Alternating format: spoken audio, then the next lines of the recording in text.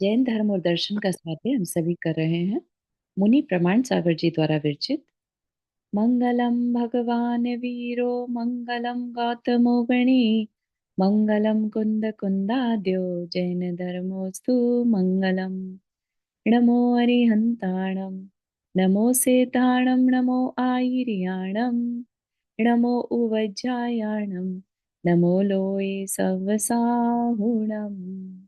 पंच परमेष्ठी भगवान की जय।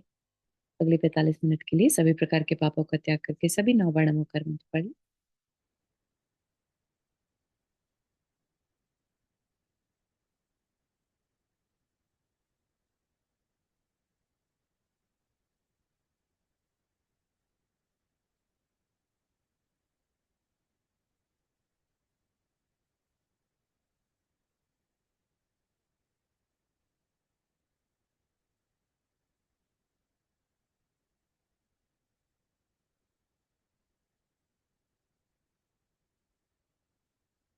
तो हमारा जो यहाँ पर जैन धर्म और दर्शन में विषय चल रहा है इस समय, श्रावक कह लीजिए या आचार विचार कैसा होना चाहिए, जैनाचार, है ना।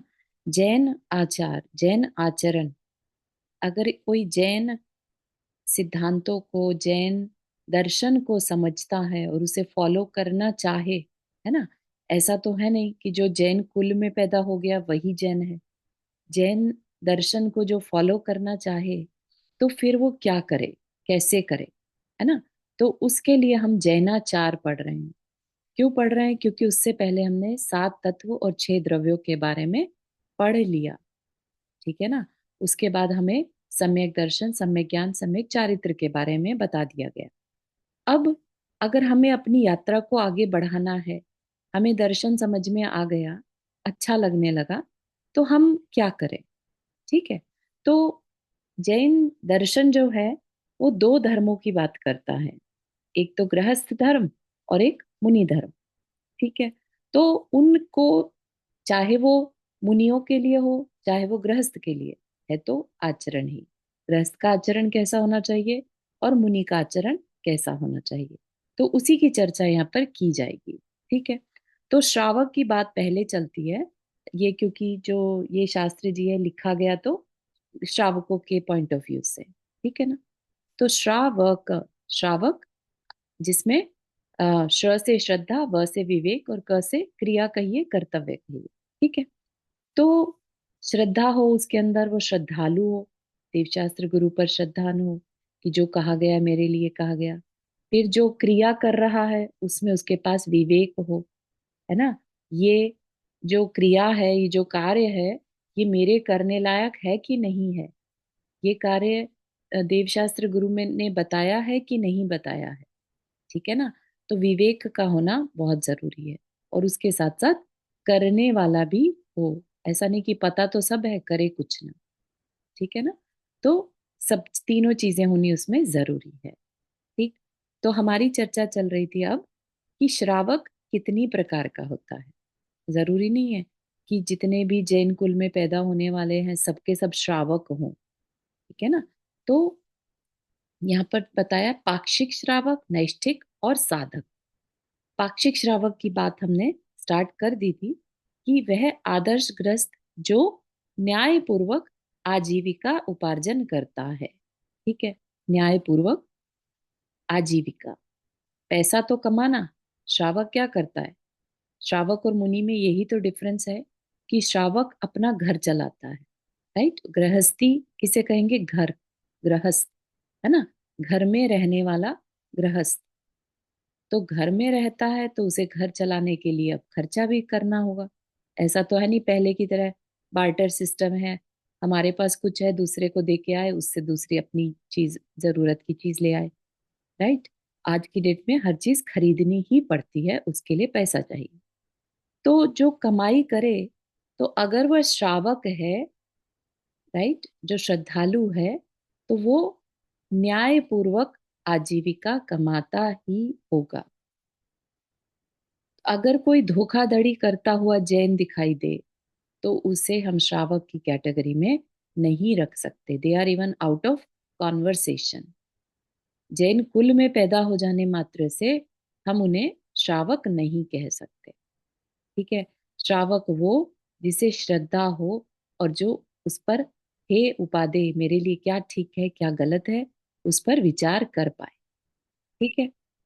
तो श्रावक आजीविका कैसी कमाता हो? न्याय पूर्वक। और क्या करता हो? गुणी पुरुषों एवं गुणों का सम्मान करता हो। ठीक है। तो अहंकारी ना हो। जो श्रावक है वो गुणी की प्रशंसा करना चाहता है, अंदर से करता है। मेरे में ये गुण नहीं है, कोई नहीं, लेकिन जिसमें है मैं उसकी प्रशंसा करूं। इतना करने से ही वो अपने अंतरंग का विकास कर लेता है। इसके ऑपोजिट अगर कोई अहंकारी होगा तो वो अपनी बड़ाई करेगा और दूसरे में कमियां ढूंढेगा। ठीक है ना।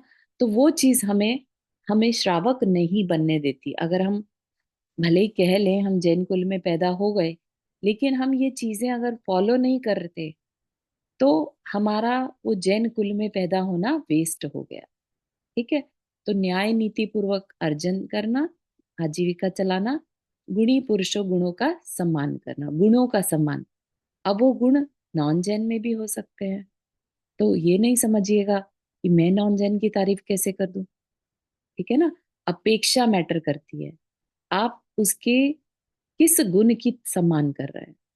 उसका मीठा बोलने के गुण को सम्मान कर रहे हैं, या उसका उसकी अपनी भक्ति करने के तरीके को सम्मान कर रहे हैं, या उसके इस विचार को सम्मान कर रहे हैं कि यही मेरे अब तो करता धरता है। ठीक है ना। तो हमें गुणों का सम्मान करने में डरना नहीं है। ये नहीं सोचना कि हमने सम्मान किया तो हम मिथ्या दृष्टि कहलाने लगेंगे। ऐसा नहीं होता है। मिथ्यात्व तब आता है जब हम आत्मा के अस्तित्व को ही नकार देते हैं। जब हम कुदेव कुगुरु को मानने लगते हैं कि अब तो यही मेरे सब कुछ है, और वीतरागी देव को, वीतरागी गुरु को सेपरेट कर देते, अलग रख देते। ये तो कुछ करते नहीं मेरे लिए, मुझे नहीं पूछना है, मुझे नहीं सम्मान देना है। ठीक है ना। तो वो गुणों का सम्मान, चाहे फिर वो वीतरागता भी एक गुण है ना, तो वो उनको भी सम्मान देगा। ठीक। और किसी का पोलाइट बोलना उसको अच्छा लगता है तो वो उसको भी सम्मान देगा। ठीक है। और हितकारी और सत्यवाणी बोलता है। हितकारी, ठीक है, जो दूसरे का हित करे, अहित ना करे। तो अंदर में क्योंकि उसके कहीं से भी दूसरे का मेरे द्वारा घात हो ऐसा भाव उसके नहीं रहता। तो जब ऐसा भाव नहीं होगा तो कठोर वचन भी नहीं बोलेगा, कटु वचन भी नहीं बोलेगा, झूठ भी नहीं बोलेगा। है ना। हितकारी और सत्यवाणी बोलता है। ठीक है। आप एक वेरी माइल्ड श्रावक की पिक्चर अपने मन में बना पा रहे होंगे, किस तरह का श्रावक वो होता होगा। है ना। धर्म अर्थ काम रूप तीन पुरुषार्थों का परस्पर अविरोध सेवन करता है। अविरोध मतलब ये नहीं कि धर्म कर रहे तो बस धर्म ही कोई सब कुछ मान ले रहे हैं। है ना। और जो दूसरे लोग हैं अर्थ और काम में भी लगे हैं, उनको नीचा दिखाना, या अपने ही घर में बैलेंस ना कर पा रहा हो। तो इन तीनों का आपस में विरोध ना हो। धर्म करने वाला अर्थ को बुरा समझे, अर्थ करने वाला काम को बुरा समझे, ऐसे अविरोध के भाव, विरोध के भाव उसके अंदर नहीं रहते। तीनों अपनी अपनी जगह जरूरी हैं, क्योंकि मैंने गृहस्थी स्वीकार की है। ठीक है ना। अब हम ये मान ले कि अरे अर्थ कमाने में तो बहुत पाप होता है, नहीं नहीं मुझे तो अर्थ धर्म ही करना है। अरे धर्म करना है तो फिर मुनि बन जाओ। है ना। घर छोड़ दो, आगे का जो रास्ता बताया है, आगे जो 11 प्रतिमाओं का रास्ता बताया है वो ले लो। लेकिन गृहस्थी स्वीकार करते हुए परिवार के साथ और एक तरफा सोच रखना, वो क्या है? अच्छे श्रावक की पहचान नहीं है। ठीक है। ये जरूर कर सकते हैं कि अर्थ, धर्म पूर्वक अर्थ कमाया जाए। ठीक है। इन पुरुषार्थों के योग्य स्त्री भवन आदि को धारण करता है। ठीक है। पुरुषार्थों के योग्य धर्म करना है, तो और अगर वो ऐसी स्त्री ले आए जो, मतलब शादी ऐसे पर्सन से हो जाए जो बिल्कुल ही अगेंस्ट हो रिलीजन के या जैन दर्शन के, तो फिर नहीं कर पाएगा। राइट। तो इन पुरुषार्थों के योग्य फिर स्त्री भवन आदि को धारण करता है। ऐसा नहीं कि भवन बहुत दूर बना लिया जहां से तुम अब मंदिर नहीं जा पा रहे हो, मुनियों के पास नहीं जा पा रहे हो, है ना। तो सब चीजों का देखभाल के चलता है। लज्जाशील होता है, ये पिछली बार बता दिया था, है ना।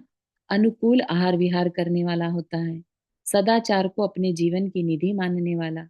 सत्पुरुषों की सेवा में सदा तत्पर रहता है।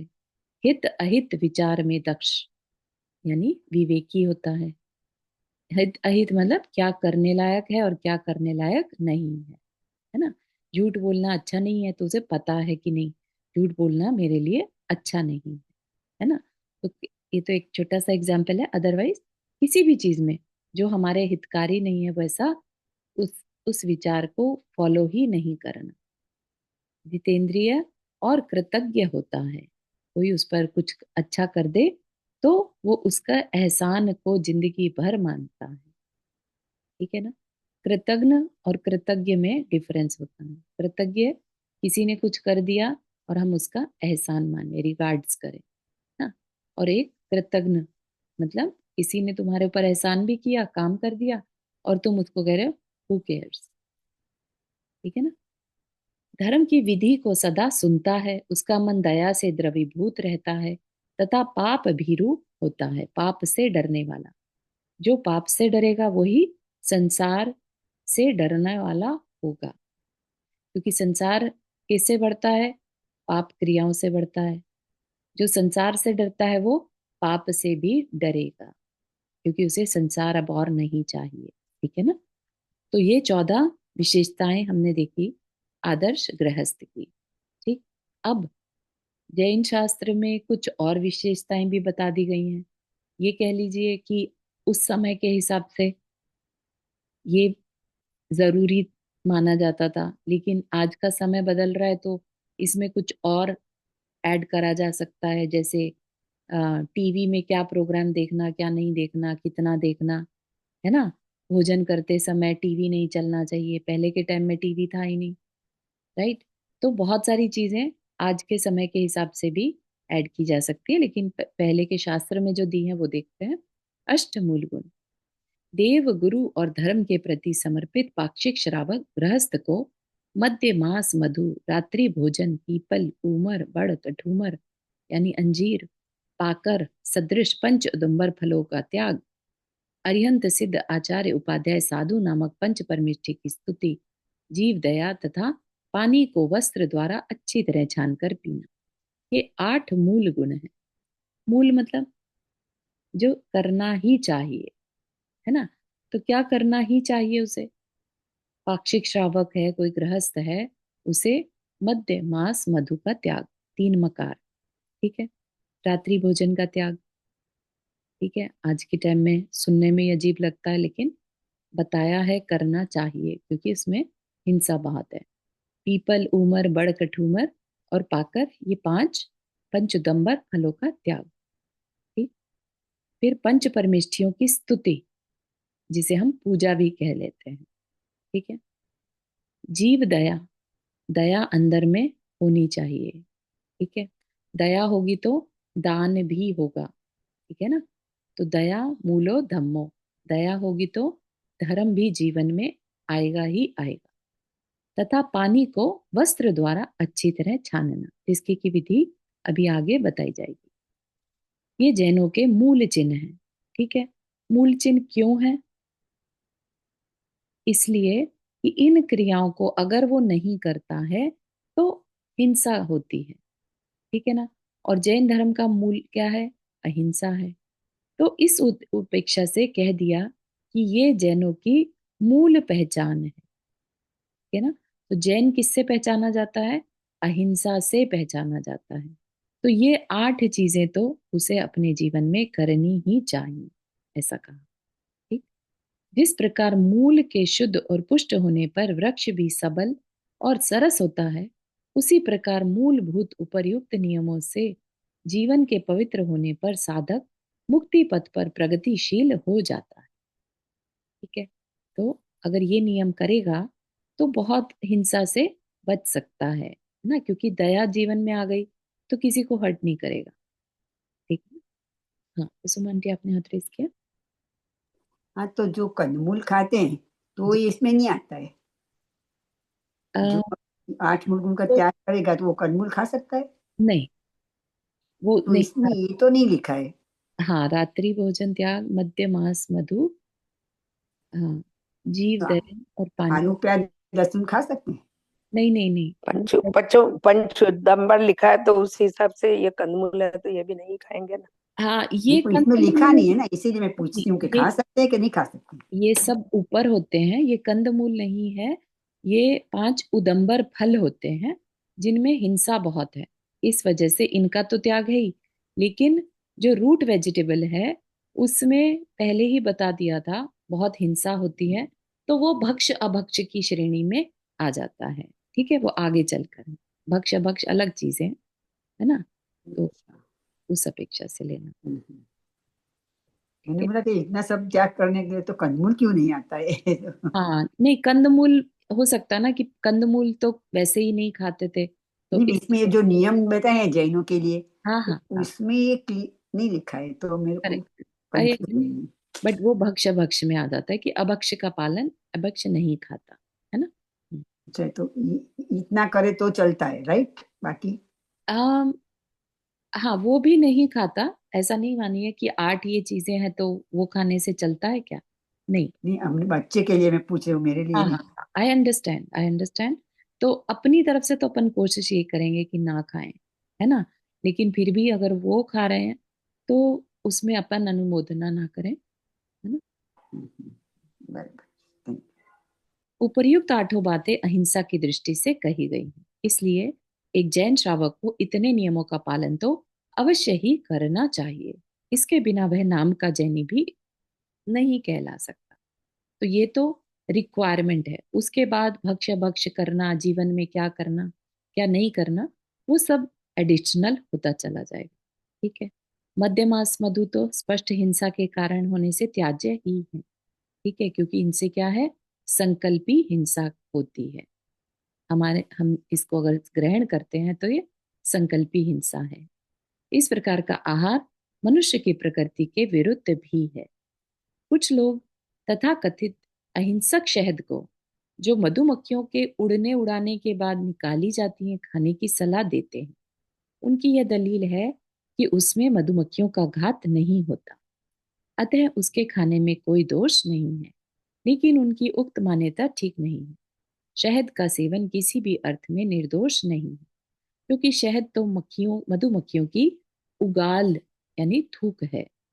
किसी भी प्राणी के उच्छिष्ट पदार्थ का सेवन शिष्ट जन नहीं करते, तथा उस शहद में अन्य भी छोटे छोटे त्रस्त जीव पाए जाते हैं। अतः एक गृहस्थ के लिए तो यह त्याज्य ही है।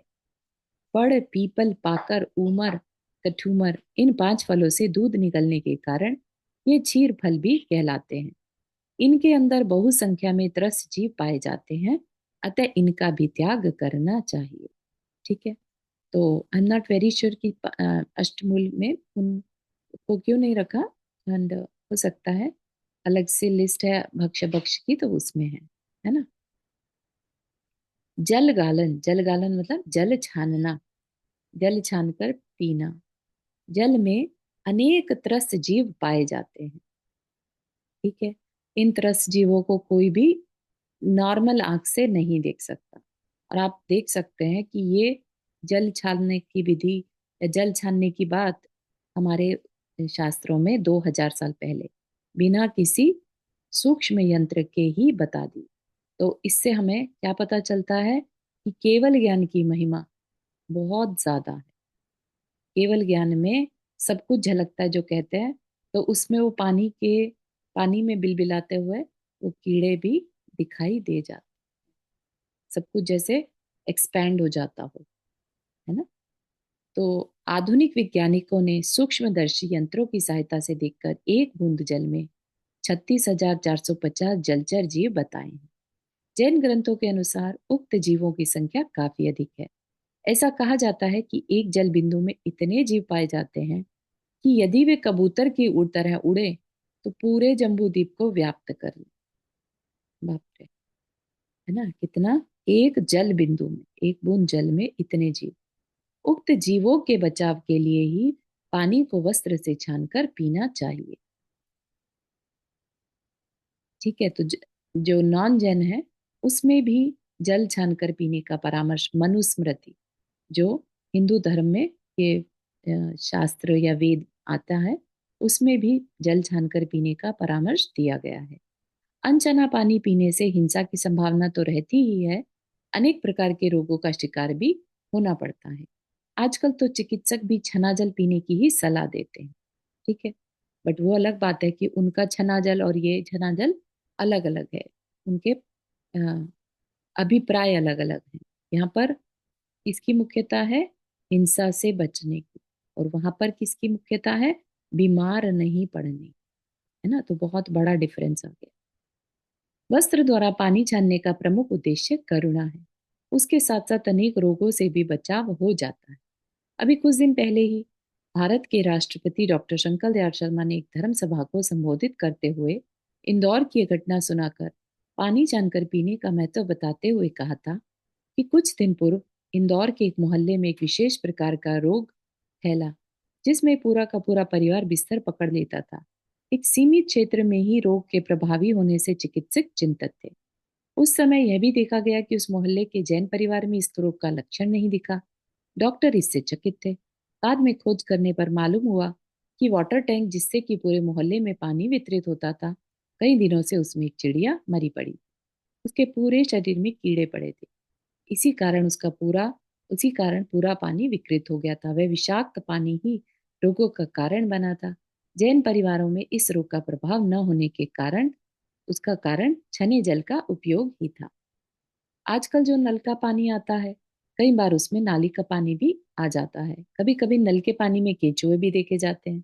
ऐसी घटनाएं आए दिन समाचार पत्रों में छपती रहती हैं। अतः पानी को छानकर ही पीना चाहिए। जैन जी, आपने हाथ रेस किया। जय जिनेन, सॉरी। सो हम बोलते हैं पानी छान के पीना चाहिए, राइट? तो जी फिल्टर पानी पीते हैं तो उसे भी छानना चाहिए, या जितनी बार फिल्टर से हम ग्लास में पोर करते हैं उतनी बार छान के पीना चाहिए, ऐसा कुछ है? हाँ, मतलब फिल्टर तो हम अपने वही डॉक्टर्स वाला हिसाब किताब हो गया ना, डॉक्टर्स के पर्पज से तो फिल्टर कर लिया, ठीक है, बी हैप्पी।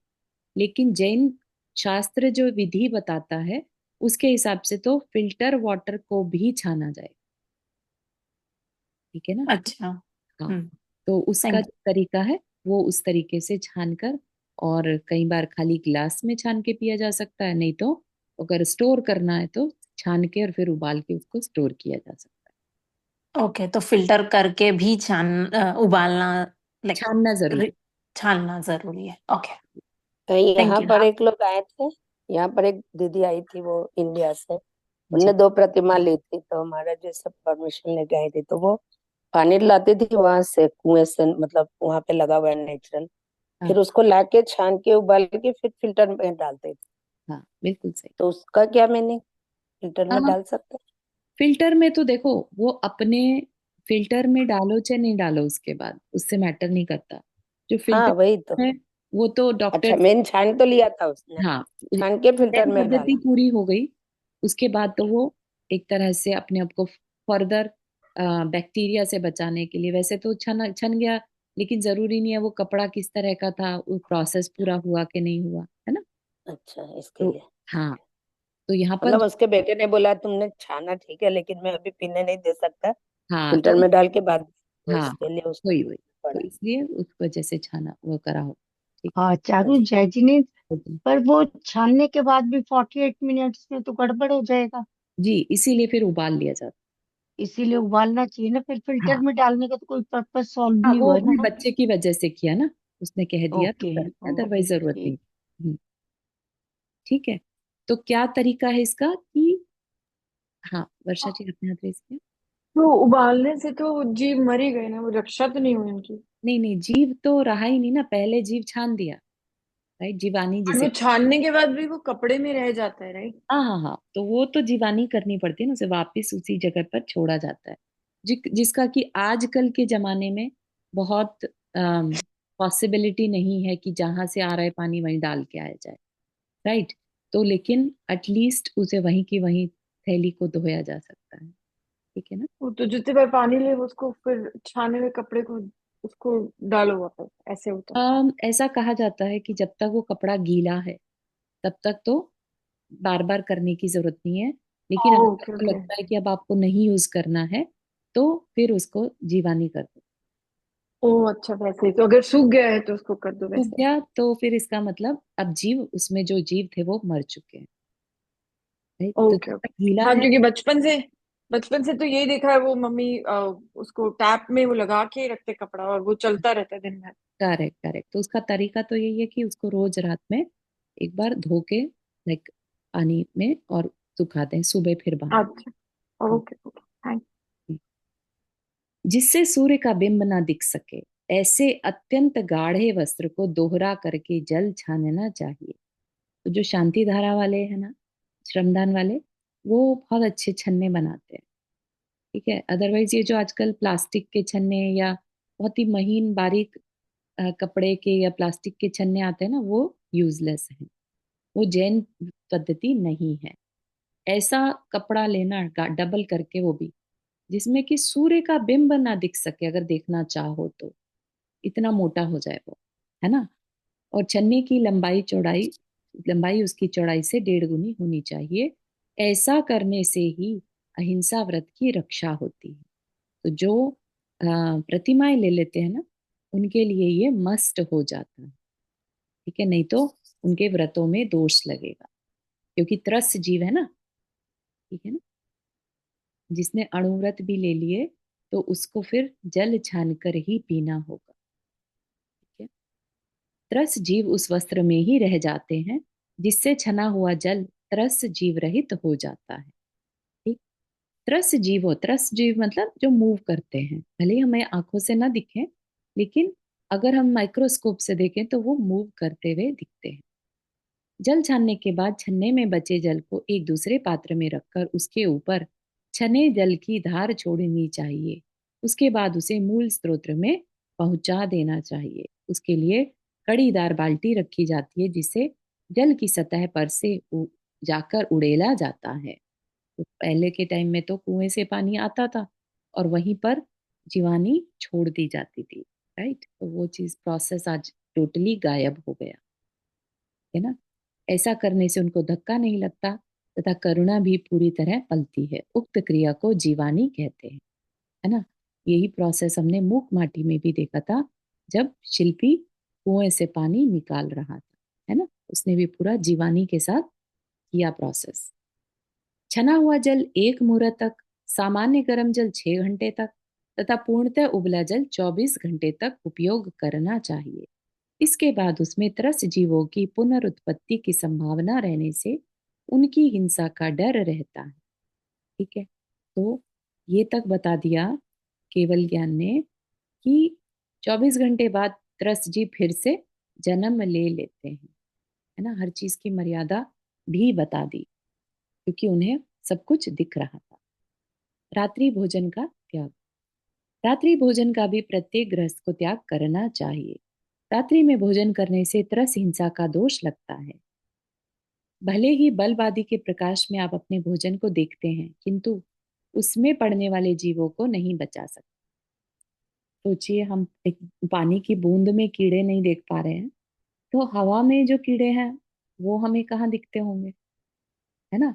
तो कहना यही चाह रहे हैं कि जो सूरज की रोशनी में तो वो कीड़े नहीं पनप पाते, लेकिन जैसे ही सनसेट होता है, वायुमंडल में, एटमॉस्फेयर में, वो छोटे छोटे इतने सूक्ष्म कीड़े जो दिखाई ना दे, है ना, वो भोजन सामग्री पर गिरते रहते हैं।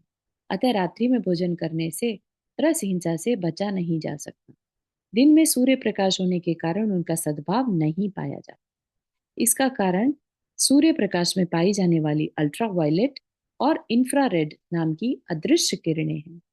सूर्य के प्रकाश में उक्त दोनों नाम वाली अदृश्य और गर्म किरणें निकलती रहती हैं। उसके प्रभाव से सूक्ष्म जीव दिन में यहीं कहीं छिप जाते हैं और नए जीवों की उत्पत्ति नहीं होती। रात्रि होते ही वे निकलने लगते हैं। सूर्य प्रकाश के अतिरिक्त प्रकाश जो लाइट्स वगैरह का है, किसी अन्य स्रोत में उक्त किरणें नहीं पाई जाती। इसलिए रात्रि होते ही ये निकलने लगते हैं और यही कारण है कि बरसात की ऋतु में दिन में बल्ब जलाने पर भी कीड़े नहीं आते। अतः त्रस हिंसा से बचने के लिए रात्रि भोजन का त्याग अनिवार्य है। ठीक है, तो बहुत ज्यादा इम्पोर्टेंट। इवन ये जो रात्रि भोजन त्याग है, ये अ, हिंदू जो वेद हैं उनमें भी बताया गया। ठीक है ना। रात्रि भोजन स्वास्थ्य की दृष्टि से भी हानिकारक है। चिकित्सा शास्त्रियों का अभिमत है कि कम से कम सोने के 3 घंटे पूर्व तक भोजन कर लेना चाहिए, है ना। तो जो आज की डेट में ऑटोफेजी नाम की चीज प्रकाश में आई है ना। एक जापानीज रिसर्चर ने उसको, उस पे नोबेल प्राइज भी मिला। तो क्या, फास्टिंग, राइट। तो ये रात्रि भोजन क्या है, 12 घंटे की फास्टिंग ही तो हो गई, राइट। सूर्यास्त के से लेके और सूर्य उदय तक कुछ नहीं खाना, ऐसा जैन शास्त्र कहता है। और आज की डेट में वो प्रूव कर दिया कि अगर हम ऐसा करते हैं तो हमारी बॉडी अपने को हील करने का टाइम पा जाती है। तो इसलिए रात्रि भोजन जो है उसका त्याग स्वास्थ्य की दृष्टि से भी हानिकारक है। सॉरी, अच्छा है, त्याग अच्छा है और भोजन करना हानिकारक है। नंदा जी, आप ध्यान रखिए। म्यूट। हाँ, ये आपने किसका भी नाम लिया, किसकी रिसर्च है जिसको आप कह रहे हो Nobel prize? Autophagy, AUTOPHAGY, autophagy.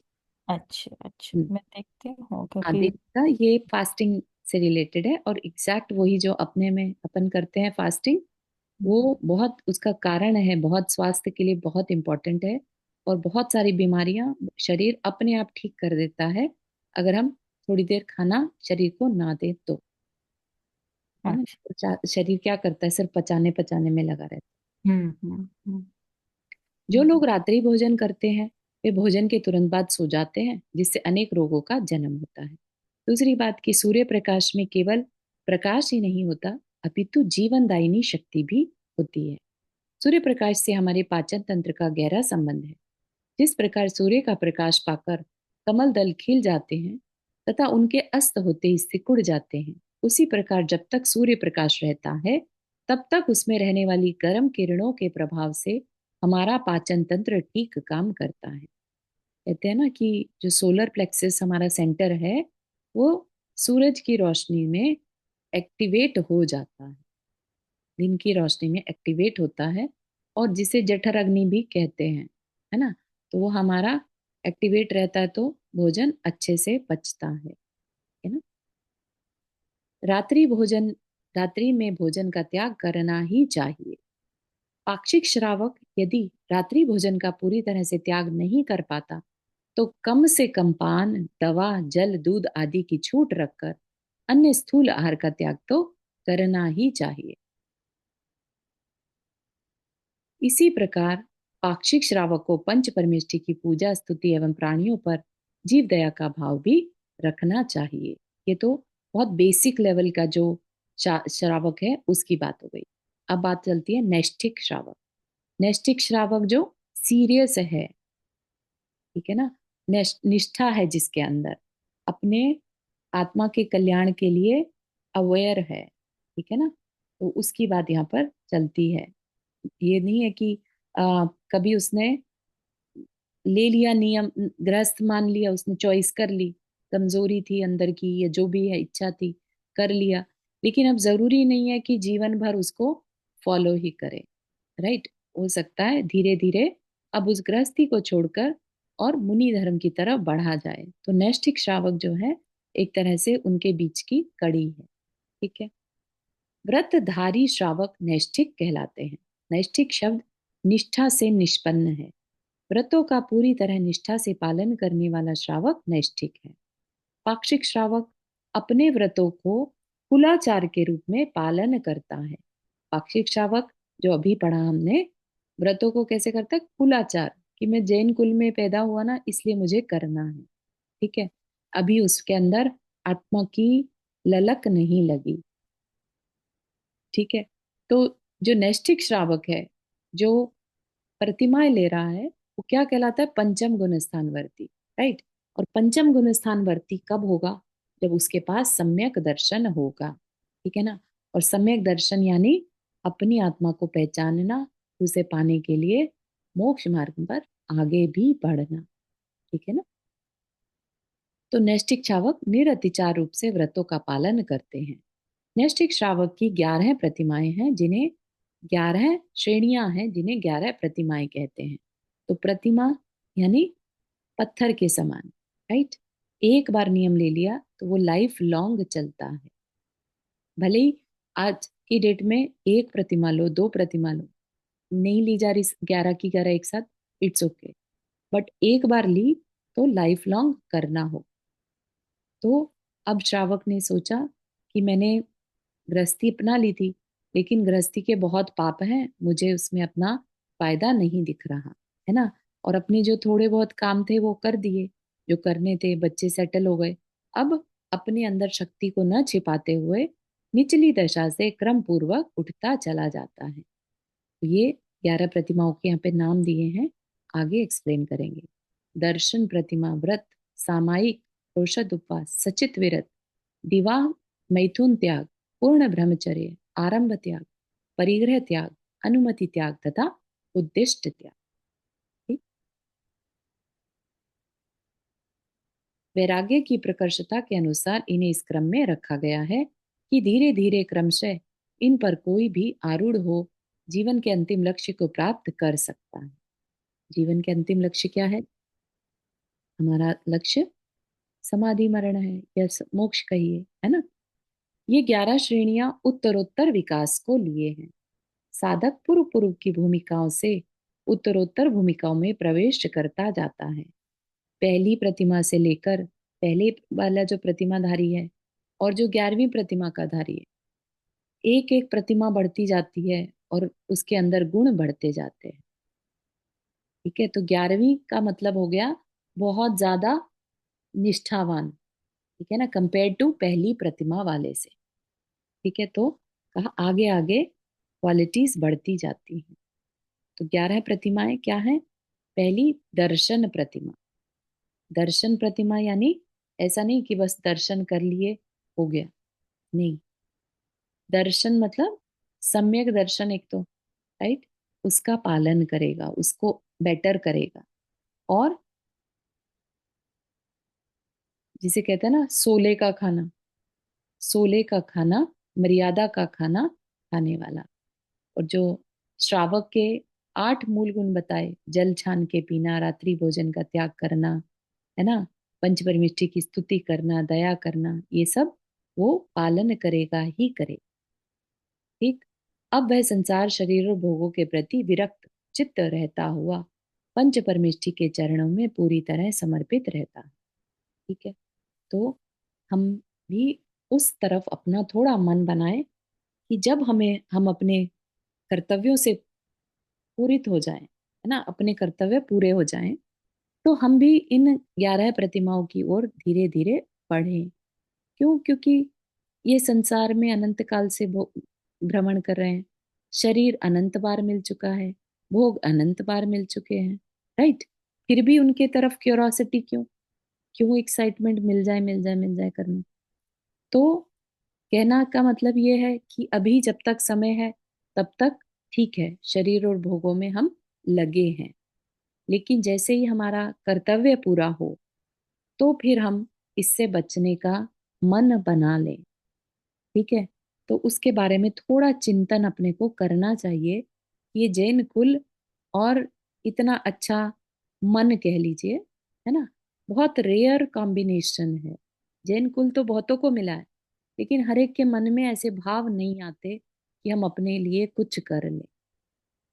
ठीक है ना, तो अगर ऐसे भाव आ जाएं तो फ्री होने के बाद, कर्तव्य पूरा होने के बाद अगर आ जाते हैं तो वहीं की वहीं नियम ले लेना चाहिए। फिर ये मत सोचना कि होगा कि नहीं होगा, डर नहीं बैठाना, है ना।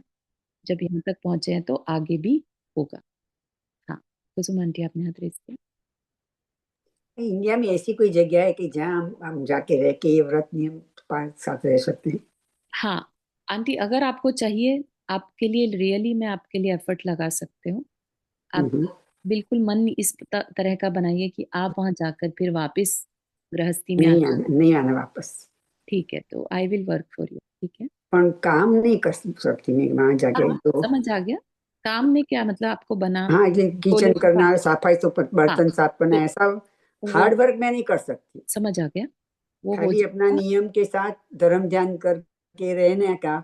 बिल्कुल, और धीरे धीरे एक आप एक बस मन प्रतिमा, बनाए बनाए रखिएगा दृढ़, और आपके लिए इंतजाम मैं कर, धीरे धीरे एक एक प्रतिमा करके समाधि पूर्वक अपना बहुत मृत्यु हो सुंदर जाए। परिणाम है। तो ये मेरी ऐसा है कि जो अगर कोई ऐसी जगह में मिल जाती है बिल्कुल पर तो मेरे आपके को लिए मैं बात बहुत, मैं करते वहां जाके रहूंगी। जी, बिल्कुल सही आंटी, बस आप मन पक्का रखें। हाँ, ठीक मेरा मन पक्का है। आप मेरे को बता देना कहाँ कहाँ है, ऐसी जगह है। आप ही शुरुआत कीजिए यहाँ पर सबके लिए, और फिर आपके पीछे पीछे और हम। यहाँ तो कुआं पानी ये सब तो, ये पानी छान का इधर नहीं होता है तो आगे तो क्या बात करो, पानी छाने में नहीं, आगे यहाँ वो नहीं। पर तो कुछ भी फायदा नहीं है एक्चुअली। हाँ, वही इसीलिए मैं इनको, मेरे वैसे सब नियम है पे पानी जो प्रतिमा क्रिया का सब मेरा नियम है। हाँ और इसीलिए मैं अटक गई हूँ। हाँ, नहीं वहां पर ऐसी जगह होती हैं जहाँ पर जिनालय भी बगल में रहता है, और वहां पर दर्शन कराने वाले भी रहते हैं, और सोले का खाना देने वाले भी रहते हैं, सब कुछ होगा व्यवस्था। और मुनि महाराज होते हैं। मुनि महाराज भी आते जाते रहते हैं, ऐसा नहीं हमेशा रहेंगे, लेकिन आते जाते रहते हैं कभी ना कभी, है ना। तो उससे देखो, देव मिल रहे हैं, देव दर्शन हो पा रहे हैं, तो वही बेस्ट है। उसके अलावा शरीर चलता है तो इधर उधर जाकर और अपना उनके दर्शन किए जा सकते हैं, है ना। तो वो सब देखते हैं, के लिए करेंगे व्यवस्था, ठीक है। तो मेरे को बता देना, मैं पहले जी, बिल्कुल जाऊंगी। बिल्कुल, बहुत बहुत अनुमोदना इतना मन बनाने के हाँ, भगवान को प्रार्थना तो करो कि अगर मेरे हो लिए। हाँ जाए। जी, चारू जी आपने हाथ रेस किया। हाँ जी जी। मैं ही पूछ रही थी कि जैसे अगर हमको ये प्रतिमा मतलब जो लोग लेते हैं उनकी अगर किसी वजह से कुछ मतलब कुछ टाइम के लिए या वो टूट जाती है तो फिर वो लोग कैसे उस गलती को फिक्स करते हैं अम, मतलब। पहली बात तो नहीं टूटनी चाहिए, दोष लग सकते हैं, उसका प्रतिक्रमण किया जाता है, ठीक है ना। टूट ही जाए, बिल्कुल ही छूट जाए, तो वैसा तो नहीं होता, वो अलाउड ही नहीं है। तो उसके लिए तो फिर कोई जो मुनि महाराज हैं वही इसका उपाय बता सकते हैं। ये तो लाइफ लॉन्ग के लिए ली जाती है, इसमें कोई छूट नहीं रहती। जैसे सामायिक प्रतिमा है तो 3 टाइम सामायिक करनी ही करनी है, कुछ भी हो जाए, है ना। अच्छा। एक्सेप्शन हो सकते हैं कि बिल्कुल ही कोई बेहोशी की ही हालत में हो, तो अलग बात है। अगर कोई बैठ नहीं सके तो। बैठ नहीं सके तो लेट के करे। अच्छा। हम्म, तो अगर जैसे आपने बोला कि कोई बीमार हो जाए या किसी की ऐसी हेल्थ इश्यूज हो जाए तो फिर उसमें क्या होता है वो गलती मानी जाती है या नहीं मानी जाती। नहीं, वो एक्सेप्शंस माने जाते हैं, ठीक है ना। जब ओके। तक शरीर उसका काम कर भी, सकते हैं तब कर सकते हैं, जब शरीर काम नहीं कर सकते तो नहीं कर हाँ सकते। हाँ, ऐसा ऐसा नियम ले सकते हैं ना कि जब बीमार हुए तो छूट, ऐसा कर सकते हैं। नहीं, छूट वाली सिचुएशन प्रतिमा में नहीं रहती, वो तो फिर प्रैक्टिस जो के लिए कर समाधि मन सकते लेंगे हैं। तो क्या समाधि मन की व्यवस्था हाँ, वो कैसे करते हैं। व्यवस्था पूरी करी जाती है, और उसमें अगर नहीं कोई साधक कर पा रहा है तो उससे प्रतिक्रमण कराया जाता है। वो तो हो सकता है, इन बार ऐसे भी श्रावक होते हैं जिनको कुछ भी होश नहीं है, है ना, तो भी उनको उनके सामर्थ्य के हिसाब से व्रत नियम दिए जाते हैं, ठीक है ना। तो हाँ, तो अपने हाथ पैर जब तक चल रहे हैं तब तक ले लो, और फिर आगे की व्यवस्था उनके अंडर में जो जहाँ पर रहेंगे वहां पर वो खुद। नियम लेने से पहले पूछना पड़ेगा पढ़ने। हाँ बिल्कुल सही। नियम लोने लेके तोड़ने से अच्छा है लेने से पहले नहीं जानना। नहीं, देखो आपकी अच्छे खासे हाथ पैर चल रहे हैं, ऐसे ही लोग नियम लेते हैं, राइट। और हम्म। इसीलिए ऐसी व्यवस्थाएं बना दी जा रही हैं कि जहाँ पर मतलब साधक अपनी प्रतिमाओं को अच्छे से कर सके, हम्म। ठीक है ना। अपनी आयुष्य अगर लंबी हो गई तो लंबे टाइम तो रहने देते हैं कि नहीं रहने देते हाँ हाँ हाँ, वो हैं? कोई दिक्कत नहीं है, जितना मर्जी रहो। क्योंकि अपने को पता नहीं कि हम कितना जिएंगे। नहीं नहीं, किसी को नहीं मालूम, और ये कोई कंडीशन नहीं है कि इसी एज में ज्वाइन करना है, ऐसा नहीं है। और पैसे तो देना होगा ना, पैसे देने पड़ते होंगे वो ना। जानकारी नहीं है, इसीलिए उसके लिए मैं पता कर, अच्छा अच्छा अच्छा, तो कोई बात ठीक। नहीं। तो इतना ही रखते हैं, लेकिन हम सब भी जो अभी कर्तव्यों से पूरे नहीं हुए हैं, वो भी मन में रखें ये चीज को, कि और कुछ साल सही, लेकिन हमें भी इस ओर बढ़ना है, ठीक है ना। अपना ये जीवन व्यर्थ नहीं जाना चाहिए। जब हम हमारे प्राण छूटे तो मन में एक सार्थक जीवन जी पाने की एक सेटिस्फैक्शन, कि हम जो जीवन से कर सकते थे बेस्ट हमने कर लिया, ठीक है ना। बिल्कुल फ्री माइंड से जाएं, क्योंकि आगे जहाँ जाने वाले हैं ना, वहां पर यहाँ का कुछ याद नहीं रहने वाला। तो क्यों नहीं जाने से पहले ही सब कुछ भूल जाए, राइट। जो भोग भोगे थे उनके बारे में नहीं सोचना, जो परिवारजन है उनके बारे में नहीं सोचना, राइट। तो यही तैयारी है, और यही हमारे आगे के आने वाले जीवन को मैक्सिमम 7-8 भाव नहीं तो 3 भाव में कंप्लीट कर देता। इतना इम्पोर्टेंस इस आगे बढ़ने का हमारी लाइफ में, प्रतिमाओं का हमें इतना बेनिफिट मिल सकता, ठीक है। तो यहीं तक रखते हैं आज के लिए। किसी को कुछ क्वेश्चन है? गुनाइतन में कर रहे हैं इसकी व्यवस्था, हाँ चंद्रशेखर जी ने। जी जी बिल्कुल, वहीं पे हाँ अभी बिल्कुल। मैंने अभी सुना पर था। शुरू नहीं हुआ है अभी। करेक्ट, नहीं अभी नहीं हुआ है, लेकिन वहां बन रहे हैं, वो मकान भी राइट। बन रहे हैं। लेकिन अभी मैं- और भी जगह सुना है मैंने, तो I will check more place. या हमें भी इंटरेस्ट तो है ही। सबके लिए हो जाएगी तो जानकारी। सुधा हम लोग जी साथ में जाएंगे। हाँ, या 66 हो गया तो अब क्या करेक्ट, फिर सोचना है ज्यादा। बहुत बढ़िया। हाँ चारू जी, आपने हाथ रेज किया। हाँ तो ये प्रतिमा तो लेकिन घर पे रह के भी ली जा सकती है ना? हाँ हाँ बिल्कुल ली जा सकती है। जो अच्छा सुशीला जी पाटनी है आरके मार्बल वाले, वो 6 प्रतिमा ले चुकी हैं, और ओह अभी वाह भी अच्छा। रहती हैं। 11 प्रतिमा तक घर में रह सकते हैं। पर ओके तो जो प्रतिमा लेती है उसको कुछ भी दागिना कपड़े सब पहन सकते हैं, ऐसा सब हाँ ज्वेलरी सब। हाँ सब वो पहन सकते वो हैं। कब छूटता है तो फिर? वो हमारा ब्रह्मचर्य प्रतिमा जब लेते हैं ना, पूर्ण वो ब्रह्मचर्य, कौन सा 7वीं, नंबर है वो उसका? सेवेंथ प्रतिमा।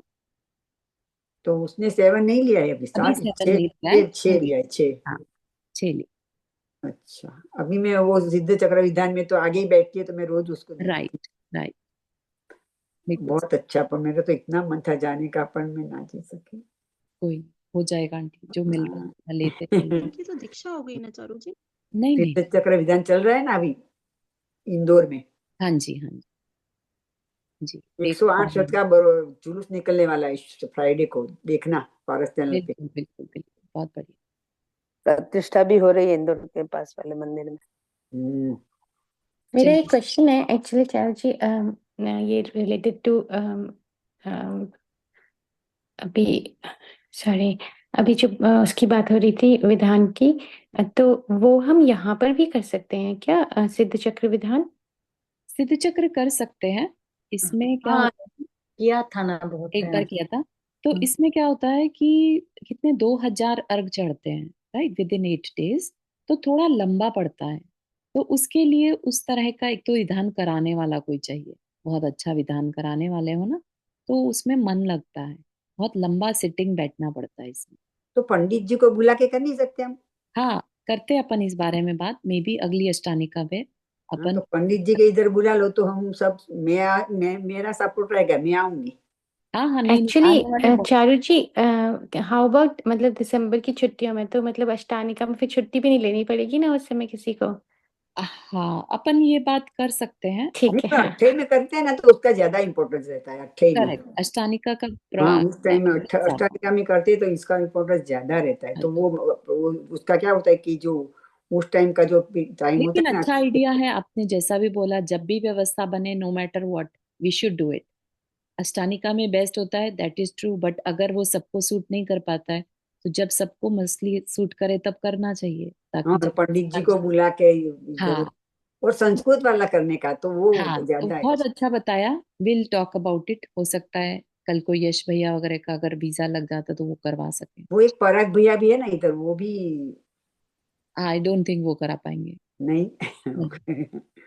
चलिए इतना ही रखते हैं, चर्चा बहुत अच्छी रही, इस पे अपन ध्यान देंगे, दोनों चीजों पर मन में रखेंगे, ठीक है, और अच्छी विश करेंगे तो हो भी जाएगा। चलिए, जिनवानी स्तुति। जावानी के ज्ञान से सूझे लोकालोक, सो वाणी मस्तक धरो सदा देतु दो। हे जिनवाणी भारती तो ही जपो दिन रैन, जो तेरा शरण आ गए सो पावे सुख चैन। 9 पर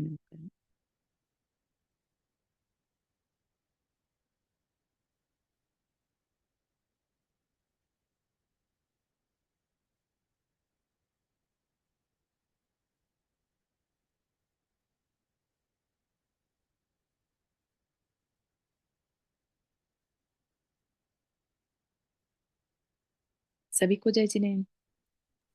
जय जिनेंद्र श्री सबको। जय जिनेन्द्र।